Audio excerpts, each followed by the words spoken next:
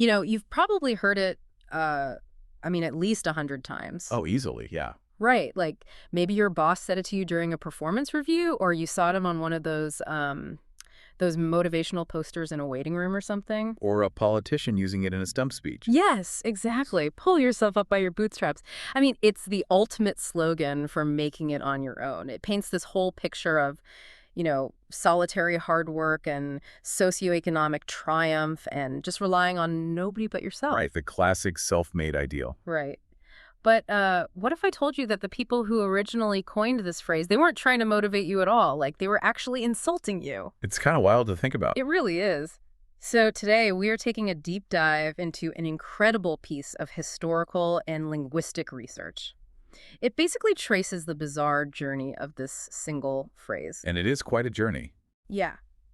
We're going to explore how a grouping of words that was literally meant to mock the impossible somehow became the serious foundational mandate for the American dream. Okay, let's unpack this because the article we're diving into today reveals a massive historical aha moment right off the bat. It really does. This phrase originally meant the exact opposite of self-sufficiency.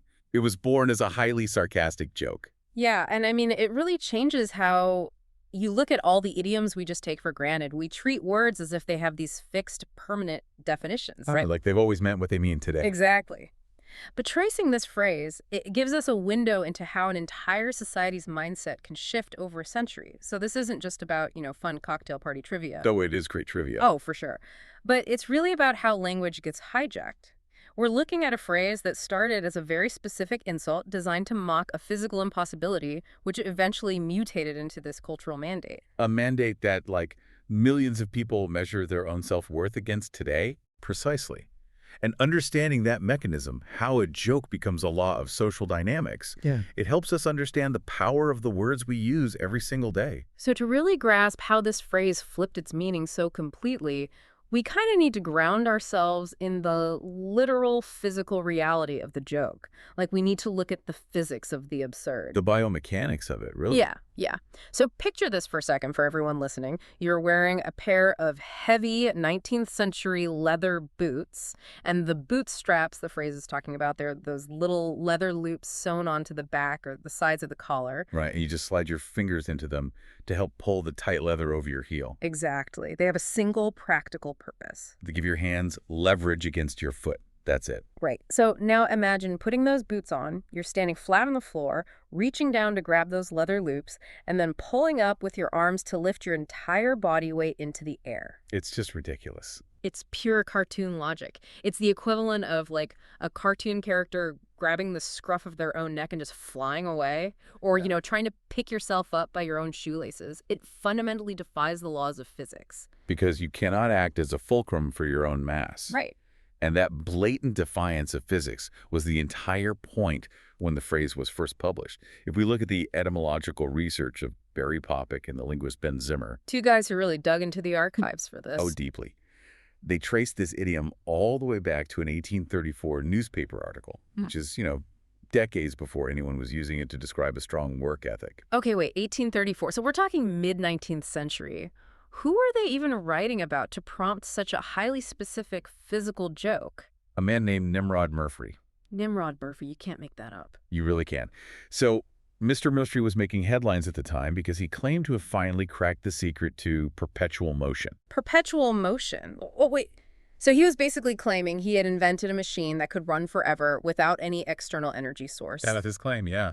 So he was claiming he literally broke the laws of thermodynamics. No wonder the press went after him. Right. And even though the formal laws of thermodynamics were still being, codified at that time, scientists and engineers already knew that a machine running endlessly without an energy input was just a resolute impossibility. It's a scam. Exactly. Merfri was making a fraudulent claim. So in response to this, an 1834 newspaper wrote this highly sarcastic teardown of him. They teased his impossible machine by writing, and I quote, "Probably Mr. Merfri has succeeded in handing himself over the Cumberland River or a barnyard fence by the straps of his boots." Handing himself over the Cumberland River by the straps of his boots. That is just a wonderfully vivid, biting piece of 19th century snark, isn't it? And what's fascinating here is that The imagery was engineered to be undeniably ludicrous. Ben Zimmer pointed out in his research that, pulling on those straps while wearing the boots wouldn't move you an inch. Not even a millimeter. Right. So the newspaper used that specific imagery to highlight the sheer absurdity of Merfri's claim. In 1834, telling someone they were pulling themselves up by their bootstraps was the linguistic equivalent of saying, "Sure, and I suppose pigs will fly next." It's the ultimate intellectual eye roll. Precisely. But obviously, this wasn't just one isolated writer taking a swing at Nimrod Merfri, right? Because if we still say it today, the joke must have really caught on. Oh, it gained incredible traction. Throughout the rest of the 19th and early 20th centuries, variations of this phrase appeared in print all over the place, universally used to poke fun at attempts to do the impossible. Do we have other examples from that time? Yeah, a great example pops up in a 1908 issue of Popular Mechanics. Okay, an engineering magazine. So they definitely understood the mechanical impossibility of the phrase. Exactly, and they applied it perfectly. So the writers were describing a steam engine piston that had become completely stuck. The pressure had perfectly balanced in both ends of the cylinder. Oh, I see. So because the pressure was equalized, the piston was just entirely locked in place. Deadlocked. So the magazine wrote that the piston could not move any more than a man can lift himself by his bootstraps. See, that paints such a clear picture. It's being used as the definitive benchmark for an event that absolutely cannot happen under the laws of nature. We actually see that exact same usage in the North American Review around the same time. Oh, really? Yeah. A writer there was detailing this palpably absurd political act, and they compared it to the efforts of a man attempting to lift himself by the straps of his boots. The consensus was ironclad across the board. This is a joke. This is impossible. Stop trying to defy gravity. Okay, but this is the part that I'm stuck on. If engineers in 1908 were still using this as a physics joke to describe a stuck steam piston, how did it suddenly show up just a few decades later as, like, an inspirational quote? It is a massive jump. Right. You don't just go from mocking a fraud to praising a pioneer by accident overnight. Did the definition of impossible just shift from physics to society? That is essentially what happened, yes. The transition occurred slowly, and it was mostly facilitated by literature. Writers started to move the phrase away from literal mechanics. Okay. They began mapping that concept of physical impossibility onto the concept of social immobility.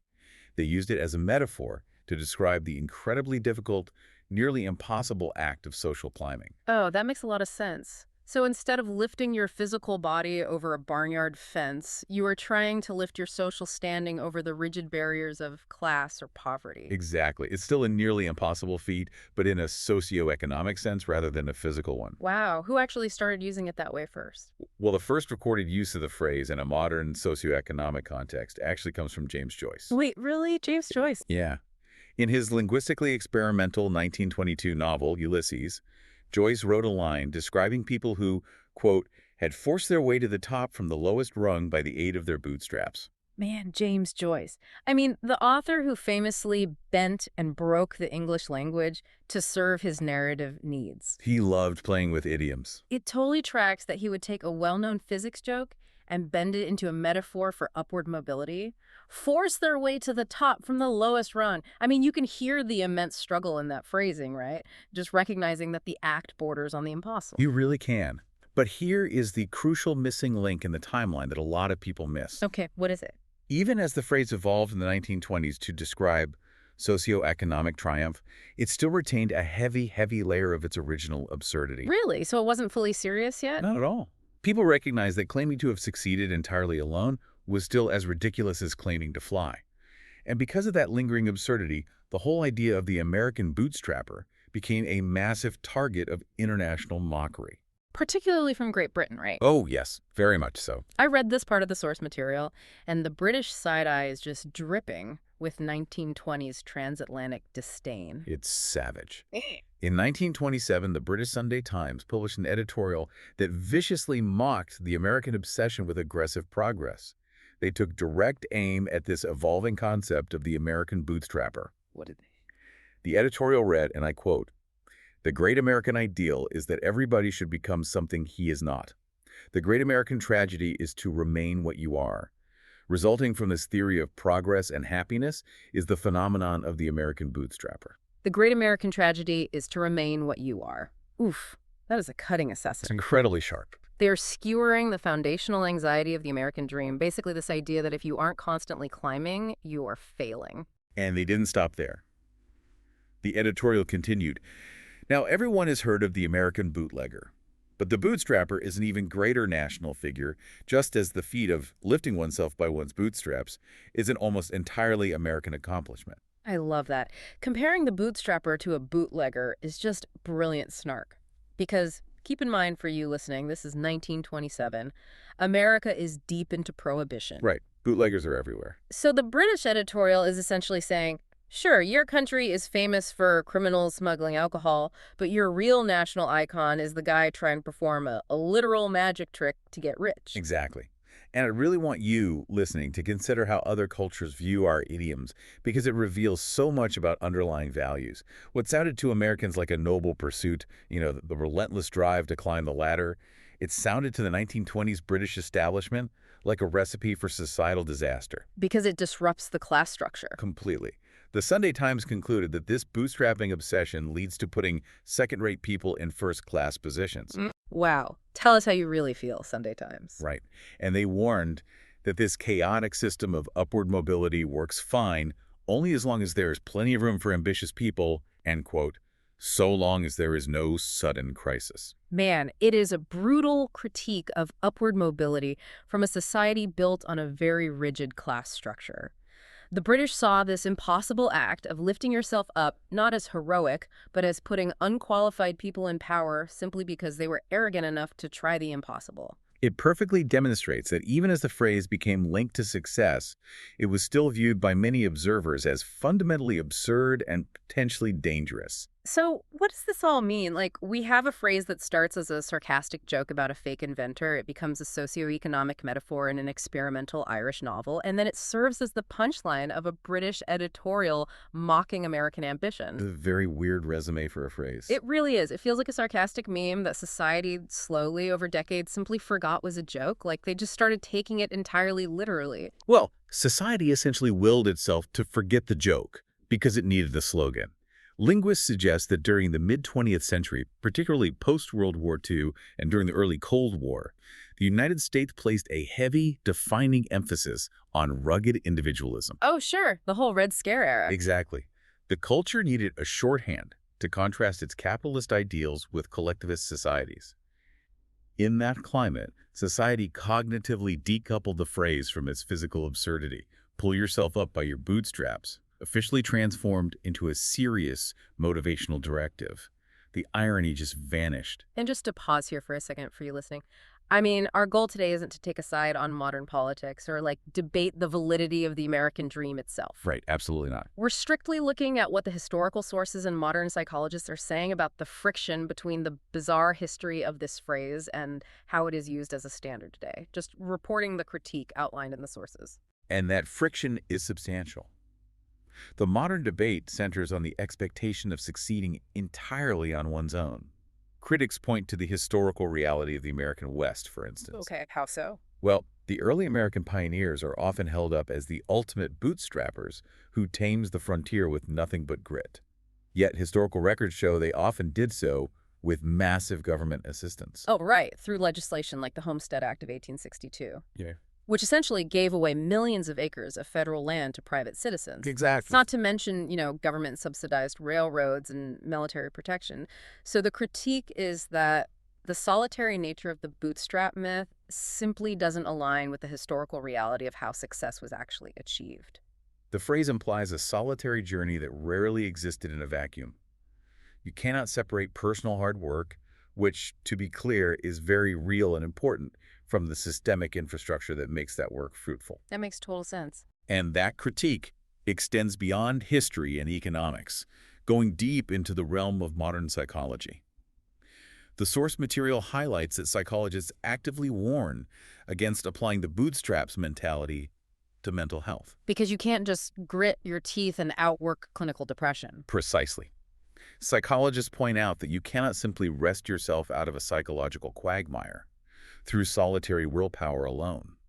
Mental health issues often involve deep physiological factors, Hmm. brain chemistry, or systemic trauma. Right. So if someone is dealing with severe trauma, telling them to just pull themselves up by their bootstraps is literally literalizing the old joke. It really is. You're telling them to defy the physics of their own brain chemistry using nothing but their bare hands. It minimizes the reality of their struggle by suggesting the solution is just a matter of trying harder. And this raises an important question about how the idioms we use set unrealistic expectations for ourselves and others.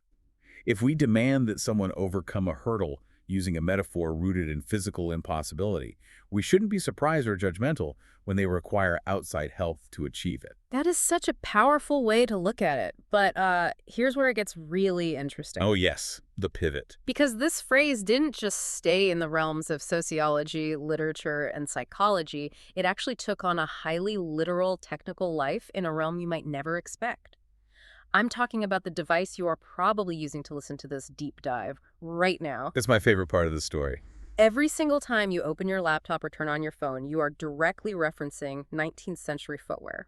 The linguistic branch from physical boots to early computing is just one of the most elegant parts of this whole history.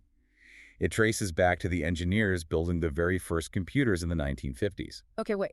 How does an 1834 joke about perpetual motion end up in a 1950s computer lab? Well, the engineers faced a massive paradox. To get a computer to start up, they needed to load code into its memory. But to load that code, the computer already needed to be running. Ah, it's the ultimate chicken and egg problem. Exactly. It was a system that needed to start itself from nothing. It's like needing a key to open a locked box, but the key is locked inside the box itself. You have to somehow lift the system off the ground using only the resources of the offline system. So how did they actually do it? In the earliest days, an operator would literally have to physically flip a series of manual switches on the computer console. Wait, manual switches? Like physical toggles? Physical toggles. Flipping these switches would load a tiny, very basic instruction set into the computer's memory. And that tiny instruction set would then tell the computer to read a paper punch card, Oh, wow. which contained a slightly larger program, which would then finally load the full operating system. So they were slowly building momentum, using a tiny piece of the system to pull up the rest of the system. Yes. And the engineers recognized the sheer mechanical absurdity of what they were doing because it felt like a system trying to lift itself up by its own bootstraps. They literally called that manual process of flipping switches bootstrapping. No way. So bootstrapping became the official technical term for making the impossible happen in early computer science. It did. And over time, as computers became more sophisticated, and you no longer had to physically flip switches to start them, the term bootstrapping naturally shortened. Became the phrase we all use every single day. Boot up. That is just brilliant. When I say, hold on, my computer is booting up, I am unknowingly referencing the leather straps on a pair of 19th century boots. Memoir. There is such a beautiful poetic justice to that.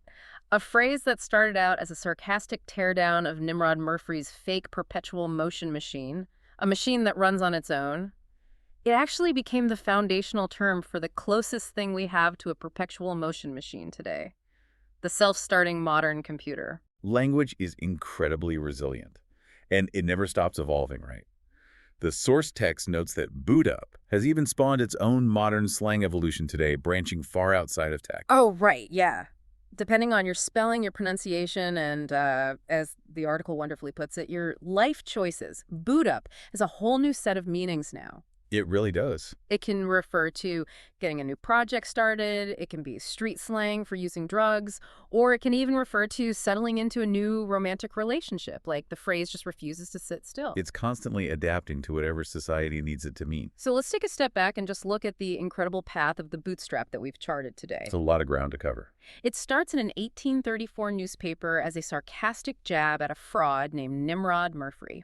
It travels across the century as a physics joke, gets picked up by James Joyce in 1922 to describe grueling social climbing, and then gets hurled back at America by the British in 1927 as a warning about unqualified ambition. And then the irony gets erased. Exactly. Against all odds, a post-war society scrubs away the irony to turn it into the deeply contested, serious slogan for the American dream.